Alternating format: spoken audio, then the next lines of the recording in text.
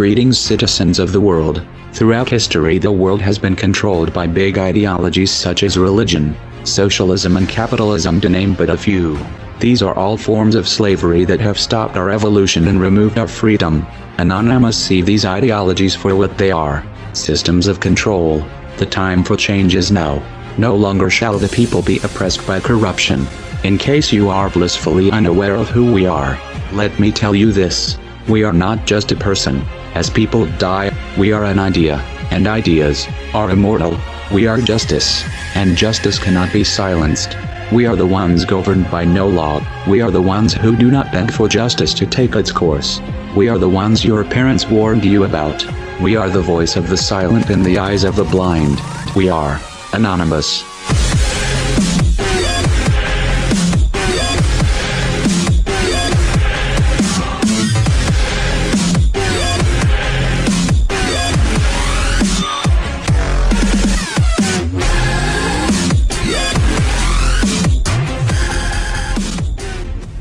The tendency to relate past events to what is possible in the present becomes more difficult as the scope of the geopolitical environment changes. It is a useful thing, then, to ask every once in a while if the environment has recently undergone any particular severe changes, thereby expanding our options for the future. Terminology, let alone our means of exchanging information, has changed to such a degree that many essential discussions in today's communications age would be entirely incomprehensible to many 2 decades ago. As the social, political and technological environment has developed, some have already begun to explore new options, seizing new chances for digital activism, and more will soon join in. It is time for the rest of the world to understand why. Everywhere you look, the world is suffering. Wars of aggression, companies dumping toxic waste everywhere, governments supporting the poisoning of our water. 1/3 of the world goes hungry, while the other 2/3 throws away the third of their food. We are digging up all the coal and oil of our planet instead of researching renewable methods. Governments and corporations constantly lie, kill, and extort the entire planet's population, just for profit, where in America the richest 1% have 42% of the money. You shouldn't have to be convinced that the system we live under must come to a stop.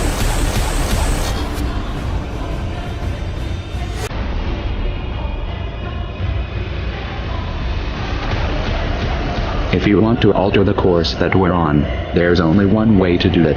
We need to wake up that public. Even the most powerful weapons of war are neutralized if you reach the mind of the man behind the trigger. How do we wake the masses, you asked? Don't wait for someone to answer that for you. Get creative. Act like your children's and grandchildren's futures depend on it. Because they do. No one wants to believe that their kids are going to live under a military dictatorship. No one wants to see this coming. So most people put their head in the sand and do their best not to think about it. Those who don't always begin with one question: what can we do? The first thing you need to understand here is, our problem is psychological, not material. You have the means to take back your power, and you don't need a set of specific instructions. You don't need someone to hold your hand and explain your role. You don't need someone to give you permission. Are you going to push this out of your mind because it's uncomfortable, or are you going to convert that discomfort into a driving force? No one can make that choice for you. I will tell you this much, Bo: if that thought itches in the minds of enough people, we will figure out a way to scratch it. And if that driven feeling is fully established in your heart, you will find a way to make it spread. The odds don't matter anymore. If you understand what we are facing, then you have a moral responsibility to do everything in your power to alter the course that we're on, regardless of the odds. It's only when you stop basing your involvement on the chance of success that success actually becomes possible. To strip the ill-gotten power of the financial elites and to bring these criminal cartels to justice will require nothing less than a revolution. The government is not going to save us.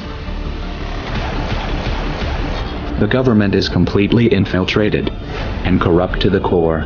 Looking to them for help is completely arrogant.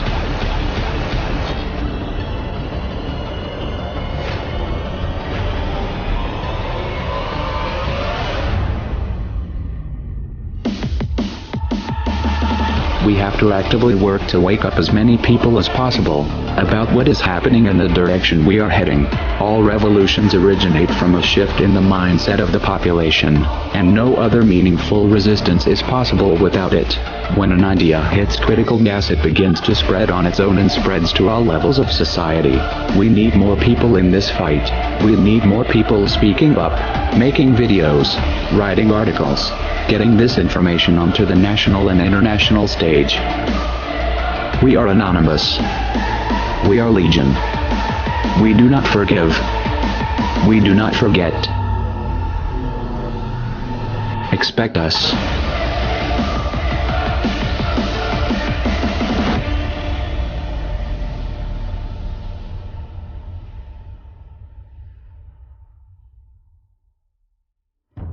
We decided long ago that the dangers of excessive and unwarranted concealment of pertinent facts far outweighed the dangers which are cited to justify it. And there is very grave danger that an announced need for increased security will be seized upon by those anxious to expand its meaning to the very limits of official censorship and concealment. That I do not intend to permit to the extent that it's in my control.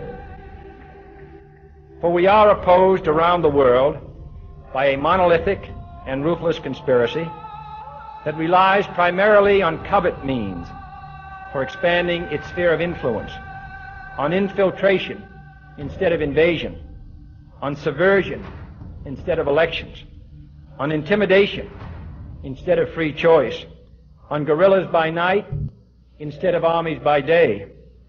It is a system which has conscripted vast human and material resources into the building of a tightly knit, highly efficient machine that combines military, diplomatic, intelligence, economic, scientific, and political operations. Its preparations are concealed, not published. Its mistakes are buried, not headlined. Its dissenters are silenced, not praised. No expenditure is questioned, no rumor is printed, no secret is revealed.